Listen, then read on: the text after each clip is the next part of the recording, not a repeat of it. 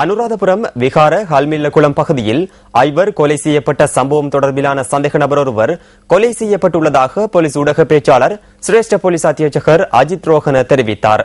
குறித்த சந்தேக நபர் மஹியங்கனை ஹசலக பகுதியில் கைது செய்யப்பட்டுள்ளதுடன் அவரிடமிருந்து 1.5 லட்சம் ரூபாய் பணம் கைப்பற்றப்பட்டதாக போலீஸ் ஊடக பேச்சாளர் மேலும் குறிப்பிட்டார்.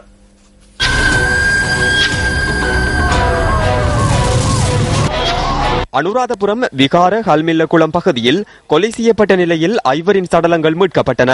ஹசலக பகுதியிலிருந்து சென்றிருந்த தாயும் மகனொருவரும் கொலையுண்டவர்களில் அடங்குவதாக போலீசார் தெரிவித்தனர். மஹியங்கனையில் உள்ள வீட்டை விட்டுவிட்டு அனுராதபுரம் ஹல்மில்ல பகுதியில் வீடொன்றை வாங்குவதற்காக அவர்கள் தாயின் சகோதரியின் வீட்டில் சென்று தங்கியிருந்தனர். ஹசலக பிரதேசத்தைச் சேர்ந்த தாயும் மகனும் தாயாரின் சகோதரியும் சகோதரியின் மகனும் மகளும் இவ்வாறு கொலை செய்யப்பட்டுள்ளனர். சம்பவத்தில் படுகாயமடைந்திருந்த வீட்டு உரிமையாளரின் கணவன் தற்போது அனுராதபுரம் வைத்தியசாலையில் அனுமதிக்கப்பட்டு தீவிர சிகிச்சை பிரிவில் சிகிச்சை பெற்று வருகிறார். ஹசலக பகுதியில் இருந்த வீட்டு பொருட்களை ஏற்றிக்கொண்டு லொரியில் சென்ற ஒருவரும் அங்கு தங்கியிருந்துள்ளார். ஆனாலும் லொரியுடன் சென்றவர் சம்பவத்தின் பின்னர் தலைமறைவாகியுள்ளதாக போலீசார் குறிப்பிட்டனர்.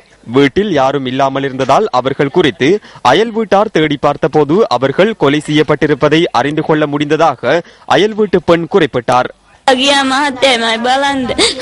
நானும் அவரும் பார்க்க சென்றோம். நான் அக்கா என்று அழைத்தேன். பின்னர் கதவை திறந்து கொண்டு உள்ளே செல்வதற்கு முயற்சித்தேன்.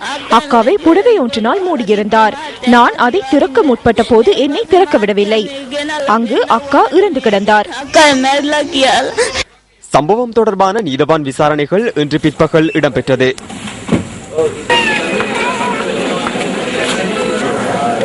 இது தொடர்பில் எவரும் இதுவரை கைது செய்யப்படவில்லை என்று போலீசார் குறிப்பிட்டனர்.